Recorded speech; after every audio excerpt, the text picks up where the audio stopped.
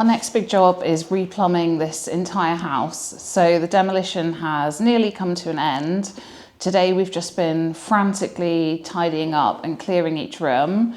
We've finished exposing the servants' stairs, so I'll show you that in a minute.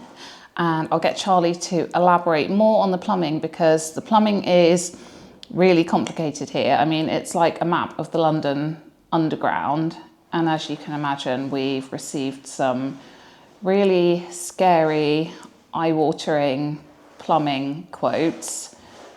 But we're finally getting there and moving forward with a plan to repipe and completely replumb the place. So that's exciting. So we finally finished the demolition and we've spent today having a good clear up. And I just wanted to talk a bit about the plumbing, which is going to be the next step of the project. So I had a few quotes from some plumbers, well, estimates from some plumbers, which ranged from about £50,000 up to about £120,000. So I'm not just going with the cheapest quote. I was very impressed, in particular, by one of the plumbers and the proposal they put together. So I think I'm happy with that, and so I've given them the go-ahead. And hopefully, in a couple of weeks, they'll be starting work putting pipes in. So in the meantime, I just want to run back through how the plumbing system actually works in this house, or the heating system rather. So we're going to walk out to the outbuilding. Come.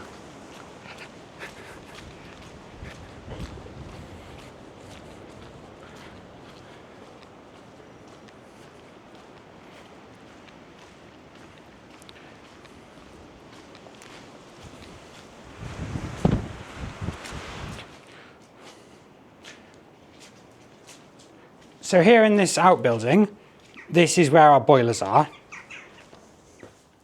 We've got two very large oil-fired boilers here, and they each have a large pump attached to the side, which pumps the water through these huge pipes and out towards the house. And that is all they do. They just heat the water and send it to the house. So now if we follow this kind of dug up path where they've installed the pipes. It goes on a bit of a meandering trail around the car park, and eventually the pipes go into the house.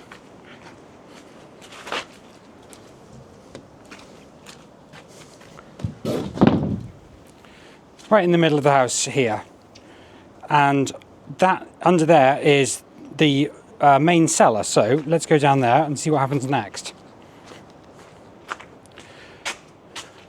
This part of England, in fact I think most parts of England, have been incredibly flooded for the last 2 days. So I've just been running the pump in the cellar trying to get all the water out. So hopefully by the time we get down there, at least it won't be completely flooded.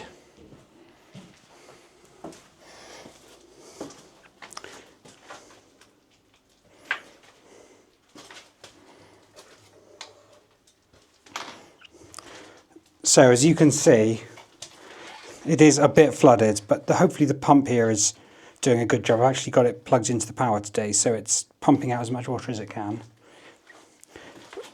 And anyway, this is the main cellar, which I'm sure we've showed you a couple of times before. The pipes come in from the boiler outside through that end wall, and they go through these two huge pumps in the middle, which then pump water to these big pipes here, which go on to the rest of the house. Now what we're going to do, because at the moment these pipes come straight up in the middle of the hallway, which isn't great, what the plumber's going to do is to cut the pipes off about here, which will then allow us full access into the other half of the cellar. And they're going to, instead of having pipes come across, they're going to take the pipes straight up through the ceiling here, which is into the downstairs toilet room. So if we go upstairs now, we can show you where those pipes are going to come out and what's going to happen next.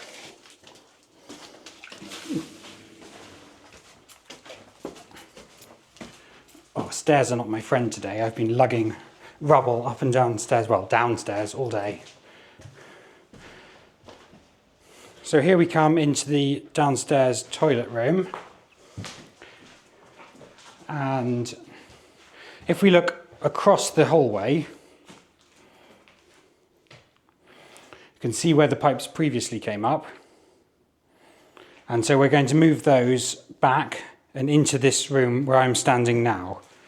And this space here will be installing a large hot water cylinder, and that will be our buffer of hot water. And that will be mains pressure water. So the mains water comes in from outside, goes into the bottom of the tank where it gets heated up. And then hot water comes out of the top of the tank and goes off in each direction to the 2 bathrooms, to the kitchen. And separately from that, there'll be a second feed that comes up from the cellar, which will be for the radiators. And in exactly the same way, it'll come into this room and then it'll branch off with valves and go to each radiator around the house. So that's the general plan. I've got a meeting with this plumber in about a week's time to discuss all the finer details of that. But that's it. He's going to be installing new column radiators, so traditional style radiators in each room, which will be lovely. Mostly those will be on the outside of the rooms, sort of either side of the window. So if we just go to one of the bigger rooms, I'll take you down to the dining room quickly and I'll show you how that's going to work. In fact, I think that might be how the radiators were laid out in this room originally. So yes, it is. So if we look either side of the big window, there'll be a radiator this side and there'll be another radiator that side. In fact, basically the same place where the pipes were previously. So that is basically how the heating is going to work. The hot water, as I say, the hot water comes out of the water cylinder and that will then be pumped all around the house, which will give instant access to hot water, which will be nice. The only thing we haven't decided yet, which I do need to speak to the plumber about, is how things are going to work in the annex, the flat at the far end, because previously that had its own separate heating and hot water system.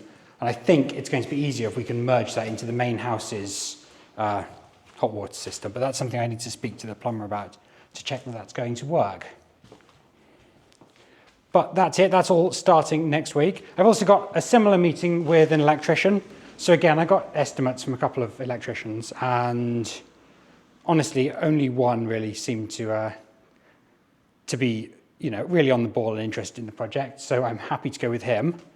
And he's coming to have a meeting, same kind of thing, just deciding exactly where cables are going to go, what size cables have to be used, all that sort of thing. So that will be an interesting meeting. I'm quite interested in electrics, so I'm looking forward to going through all the details of that.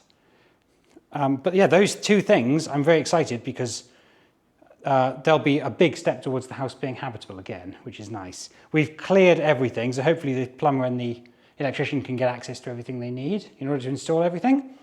And then we can move forward. Good morning. Today is a very exciting and expensive day because on the way to the rectory this morning, we dropped by the window supplier and we've placed our order for all the new windows for the rectory. So that includes all the sash windows throughout the house, all the bay windows and all the attic windows. We're having the whole lot replaced. So that is a big order, a big cost, but it's very exciting. But now that we're here, we've got one small bit of demolition left to do. So let me just show you what that is. It's behind me, in fact. These are the back stairs. And next to the back stairs, there's this little corridor that goes to the second front door. And it feels quite tight and narrow down here. So what we're going to do today is we are going to take out this wall that sits between the staircase and the corridor. So hopefully that will open that out into a nice open hallway like at the other end.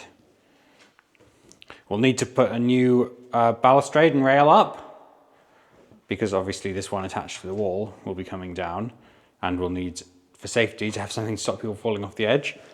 But we're hoping that that's going to make a lovely open hallway with sort of looking up to the stairs.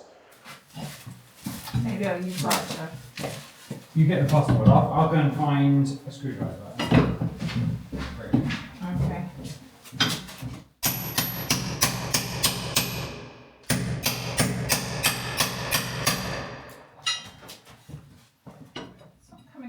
nicely so far. Should we try a different approach? Yeah. Sledgehammer.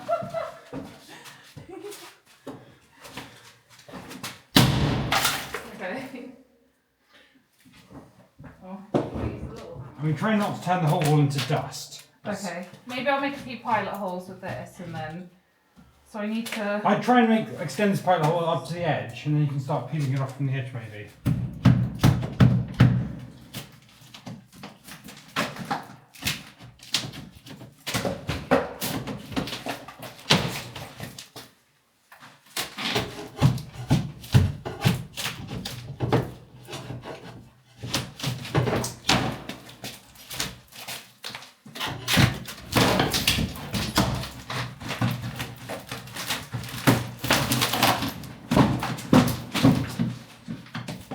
Oh, this is going to look so nice and open. Yeah. Get it out.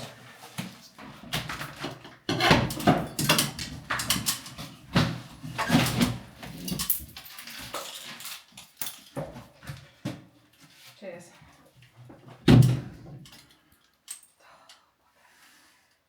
What's wrong? Oh, I just smashed my little finger with the thing.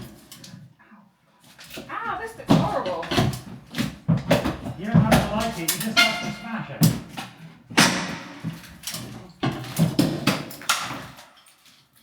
This wall's removed now. Here's what it looked like before.